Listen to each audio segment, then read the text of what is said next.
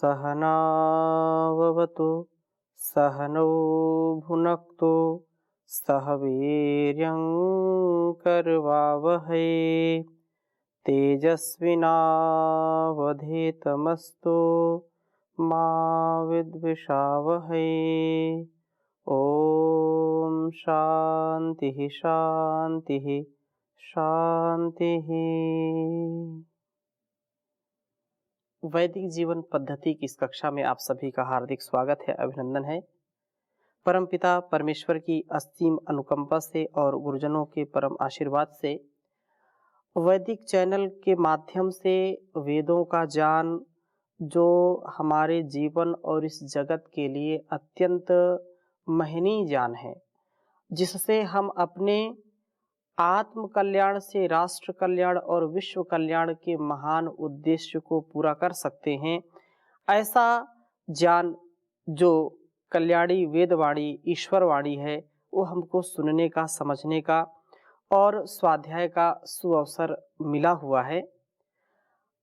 निरंतरता के साथ यह प्रवाह जो चल रहा है, इस ज्ञान प्रवाह में, इस वैदिक ज्ञान परंपरा में, वैदिक ज्ञान अनुष्ठान में आत्मसात किए हुए जो भी ज्ञान बिंदु हैं, ज्ञान के कण हैं, उन कणों से हम तृप्ति को अनुभव करें, पूर्ण रूप से तुष्ट संतुष्ट होकर के जब हम जीवन में आगे बढ़ते हैं तो वह हमारे लिए अत्यंत उत्साहवर्धक होता है। ऋग्वेद के चतुर्थ मंडल का हम स्वाध्याय कर रहे हैं और इस मंडल के जो 30वें सूक्त हैं, इसमें अलग अलग मंत्रों का निवेश है। अलग अलग मंत्रों के द्वारा हम बहुत सारी चीजों को समझ रहे हैं। ज्ञान का आधार, ज्ञान रूपी नदी हमारे इस जीवन में हो तो हम इस संसार से, भवसागर से तर जाते हैं। ऋग्वेद के इस चतुर्थ मंडल के 30वें सूक्त में हमने पढ़ा था कि वह परमात्मा हमको वर्चस्वी बनाए, हम वर्चस्वी बने, वर्ची न बने। हम प्रभु की उपासना से, व्यसनों से बच करके निरंतर प्रगति पथ पर आगे बढ़ते रहें। यह हमको उपदेश 15वें 16वें मंत्र में दिया था। 17वें 18वें मंत्र में भी बहुत सुंदर बात कही है कि शचीपति इंद्र विद्वान आचार्य तुर्वश यदु, विद्यार्थी को ज्ञान समुद्र में स्नान करा के स्नातक बनाता है। और जो ज्ञान गंगा में स्नान कर लेता है वह सच्चा स्नातक बन करके संपूर्ण धरा का कल्याण करता है।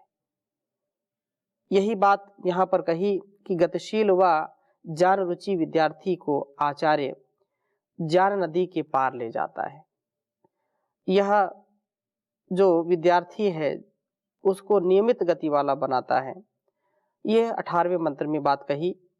19वें मंत्र में भी बहुत सुंदर चर्चा है। 19वें मंत्र में जो अंध व श्रोण का निरोग होना, इसके विषय में चर्चा है। मैं वेद मंत्र लिखता हूं, फिर चर्चा करूंगा आपके समक्ष। ओम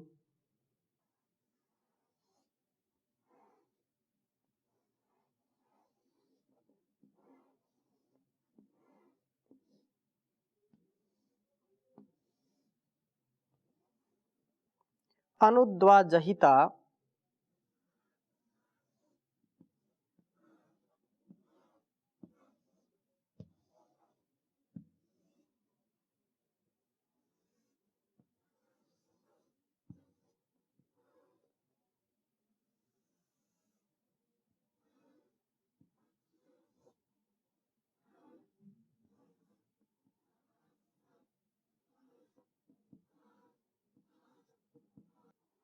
नयोन्धम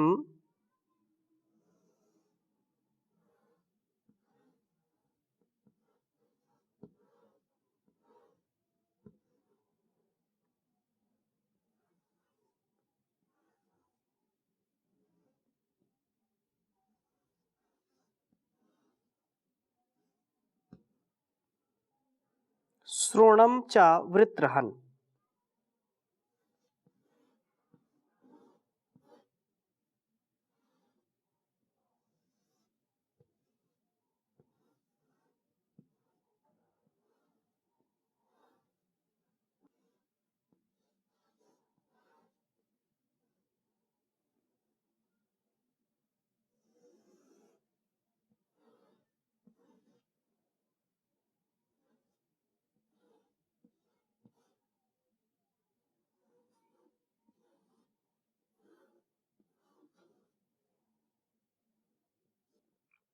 वृत्रहन्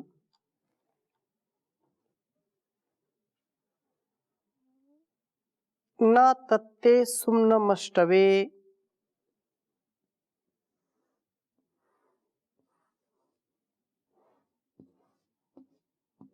न तत्ते सुम्नमष्टवे।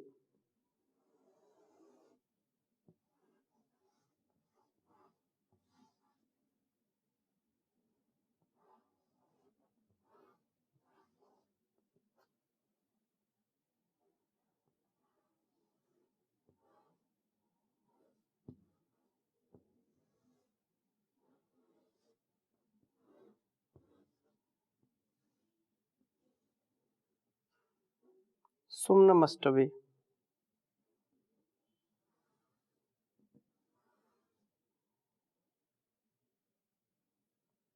ऋग्वेद के चतुर्थ मंडल के 30वें सूक्त का यह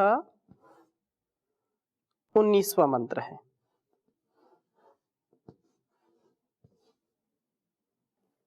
ओम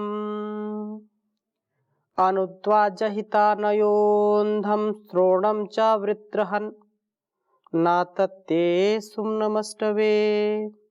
अनुद्वा जहिता नयोन्धम श्रोणम च वृत्रहन् न तत्ते सुम्नमष्टवे। हे वृत्रहन्, हे सब वासनाओं का विनष्ट करने वाले प्रभु, हे सब दुर्गुणों का, दुर्व्यसनों का नाश करने वाले परमात्मन, अंधम जिसकी ज्ञानेंद्रियां ठीक काम नहीं करती हैं, जो अपने ज्ञानेंद्रियों से समुचित व्यवहार नहीं कर पाता है, उनका समुचित सदुपयोग नहीं कर पाता है, वे इंद्रियां ठीक ठीक कार्य नहीं करती हैं और इसलिए जो मार्ग को देख नहीं पाता, जो सुपथ है, जो कल्याण का पथ है, जो हर प्रकार से हमारे लिए हितकारी पथ है, उसको जो देख नहीं पाता, तथा श्रोणम जैसे कोई लंगड़े को जिसकी कर्मेंद्रिय ठीक काम नहीं करती हैं, अतएव जो मार्ग पर चल नहीं पाता, ज्ञानेंद्रियां कर्मेंद्रियां अर्थात जिनकी ज्ञानेंद्रियां और कर्मेंद्रियां ठीक ठीक कार्य नहीं कर पाती हैं, एक तो पथ को देखना, दूसरा पथ पर चलना, दोनों को ही जहिता जो धर्म मार्ग से त्यक्त हो गए हैं, जो अपने दृष्टि को सुपथ की ओर नहीं लगा पाते हैं, अर्थात जो न्याय का पथ है, जो धर्म का पथ है, जो सहजता का, सरलता का, समरसता का, सदाचार का, सेवा का, सत्कार का जो पथ है, जो साधना का पथ है, जो स्वाध्याय का पथ है, इस पथ को देखने का जिनका सामर्थ्य नहीं है, उनकी ऐसी दृष्टि नहीं है, और जब दृष्टि नहीं है, इस पथ का दर्शन नहीं कर पाते, तो चलने का भी सामर्थ्य अर्जित नहीं हो पाता। अर्थात हम ज्ञानेंद्रियों से पहले किसी वस्तु, व्यक्ति, स्थान को देखते हैं, सुनते हैं, जानते हैं, और फिर उसके प्रति हमारा कर्म आरंभ होता है।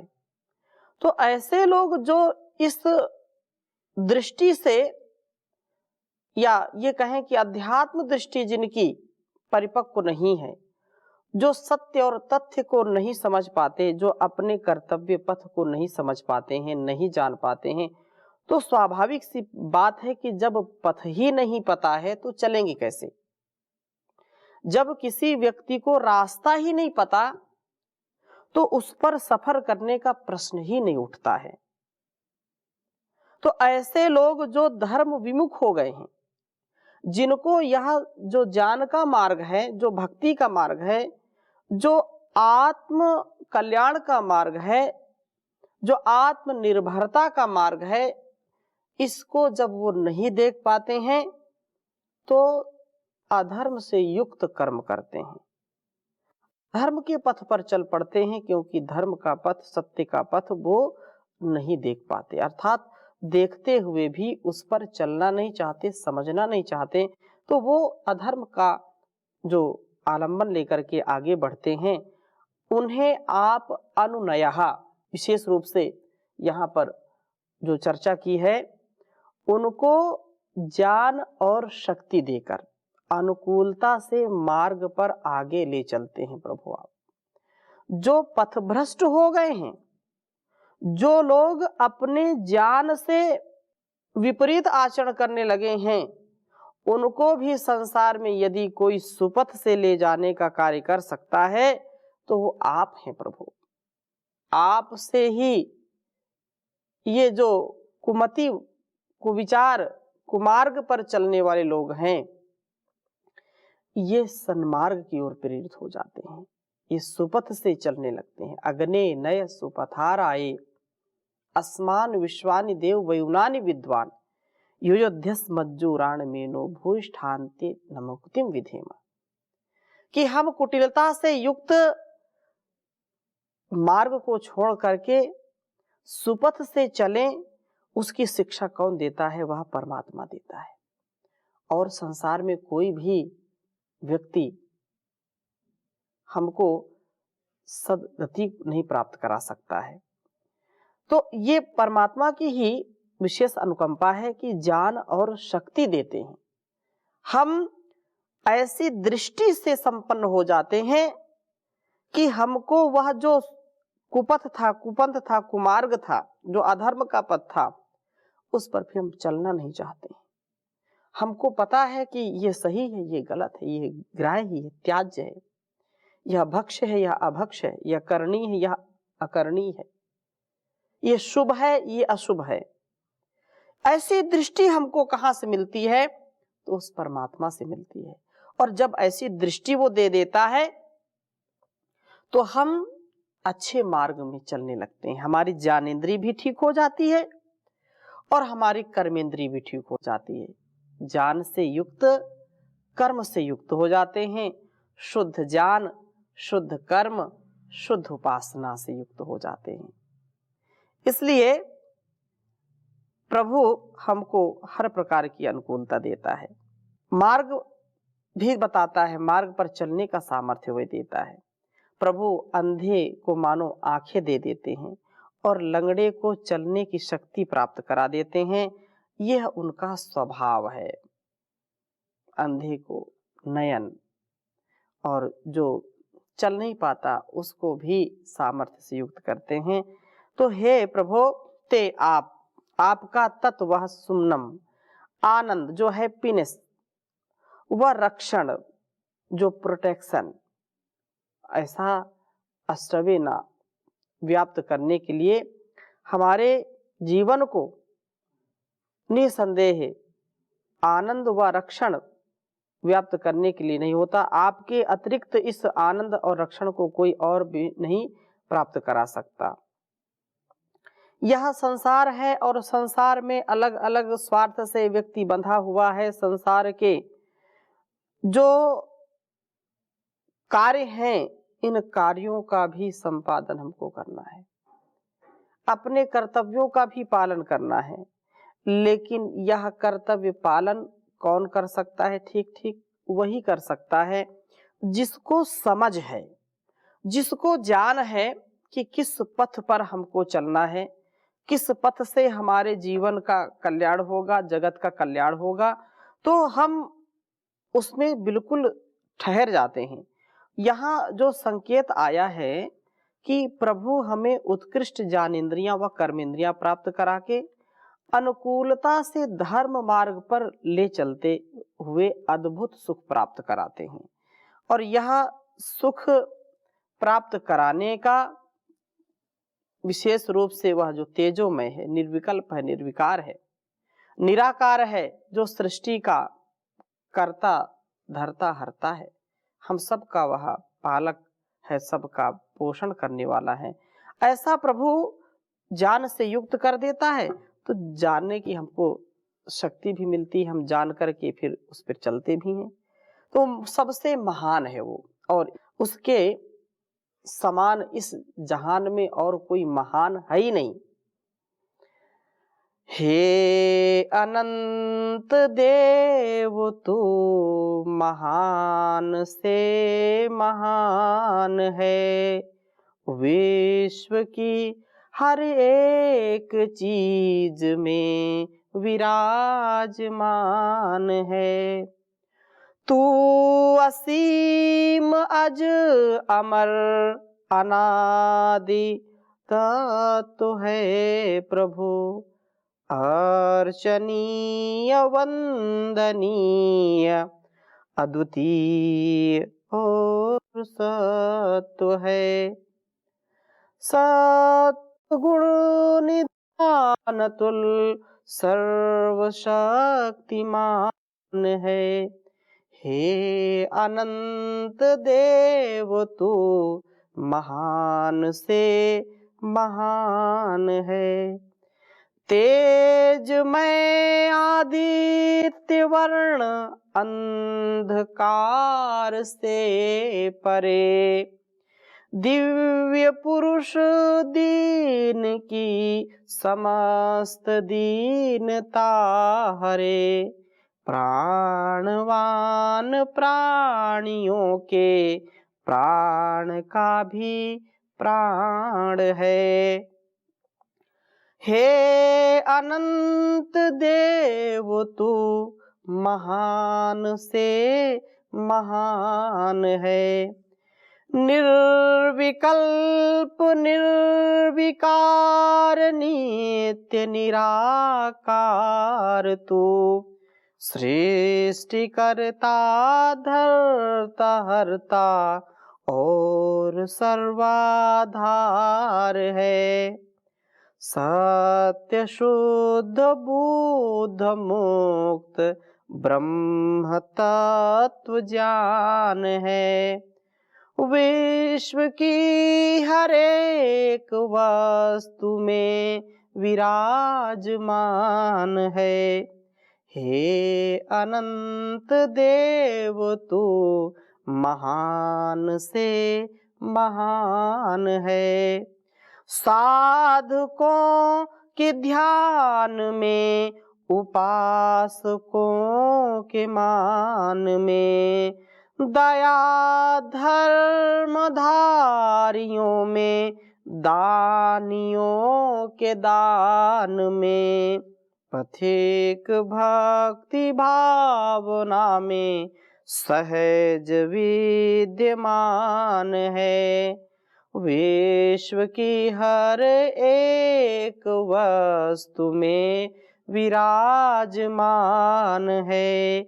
हे अनंत देव तू महान से महान है।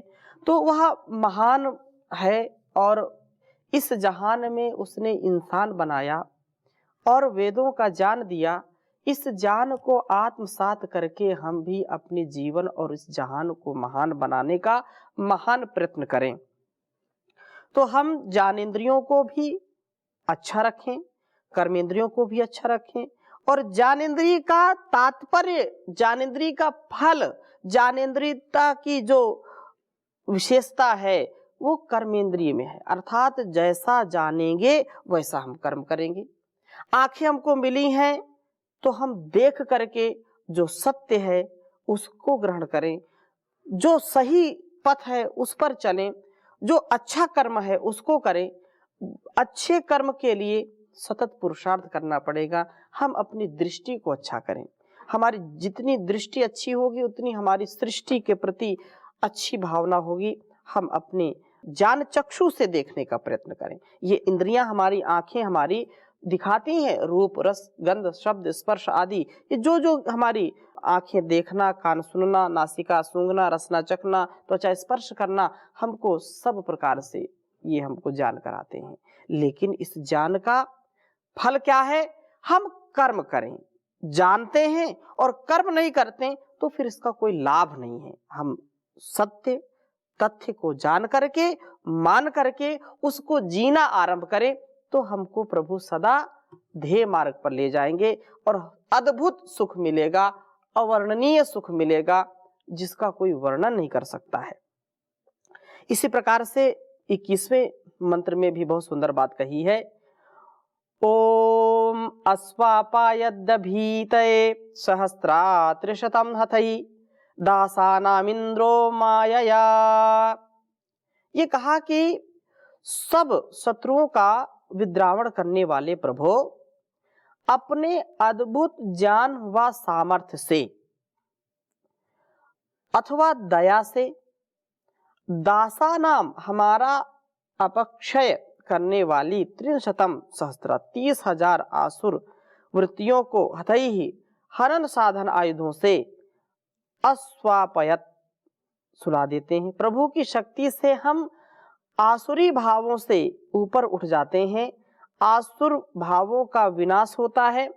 प्रभु यह आसुर भावों का विनाश कर देते हैं। तभी तये, तभीति, दभीति अर्थात दभीतये, दभीति के लिए करते हैं, उस व्यक्ति के लिए करते हैं जो कि आसुर भावों का हिंसन के लिए यत्नशील होते हैं, हिंसन करने वाले होते हैं। प्रभु हमारे लिए साधन प्राप्त कराते हैं, उन साधनों को क्रिया में परिणत करके और शक्ति हमको देते हैं।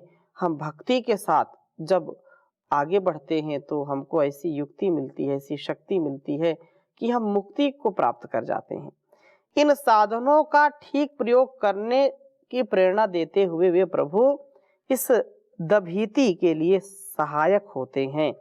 हम एक बार भी कभी मन की निराशा, हताशा और मन के विकारों को कभी प्रश्रय न दें, उनको आश्रय न दें। हम सदा इंद्रियों के स्वामी बने और शत्रुओं पर हमारा हर प्रकार से आधिपत्य हो, चाहे अंदर के शत्रु हों या बाहर के शत्रु हों। जब उन पर हमारा पूरा नियंत्रण होता है तो हमको वे प्रभावित नहीं करते, हमको वो धराशायी नहीं कर पाते।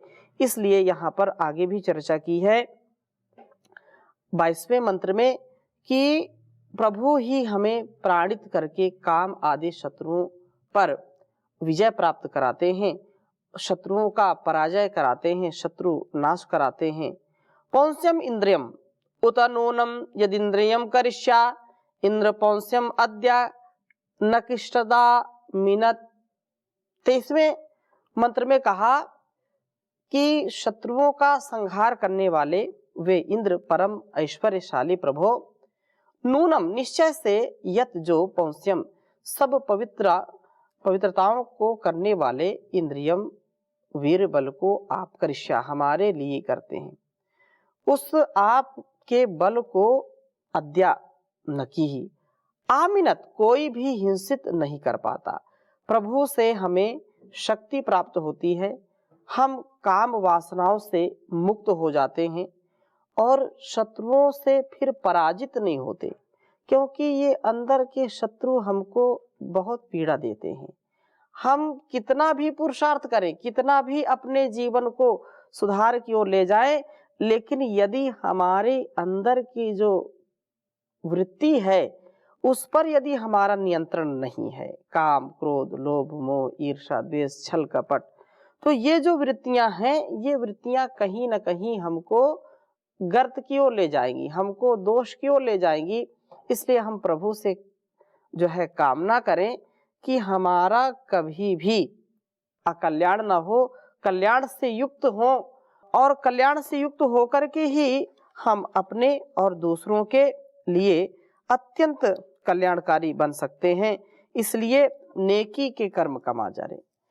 जब हम संसार से जाएंगे कुछ भी नहीं लेके जा सकते, अपने गुण कर्म स्वभाव को ही लेकर के जाएंगे, संस्कारों को लेकर के जाएंगे। नेकी के कर्म कमा जा रे दुनिया से जाने वाले, यह तन तेरा तरुभर है, नेकी एक क्षीर सागर है, इस तरुवर के फल खा जा रे दुनिया से जाने वाले, दुनिया से जाने वाले। यह धन यौवन संसारी है, बस 2 दिन की ये फुलवारी है, कोई खुश रंग फूल खिला जा रे दुनिया से जाने वाले, नेकी के कर्म कमा जा रे दुनिया से जाने वाले। तुझसे धन अंत छूटेगा, जाने किस राह लुटेगा, इसे परहित हेत लगा जा रे दुनिया से जाने वाले। जग सेवा है सुख देवा है, कर दीन दुखी की सेवा, यश पाना है तो पा जा रे दुनिया से जाने वाले। यह कंचन काया तेरी हो, अंत राख की ढेरी, इससे जो बने बना जा रे दुनिया से जाने वाले। नेकी के कर्म कमा जा रे दुनिया से जाने वाले। तो हम नेक कर्म पर आगे बढ़ते रहें, ऐसी भावना के साथ आज की कक्षा को यहीं पर विराम देते हैं। ओम शांति शांति शांति।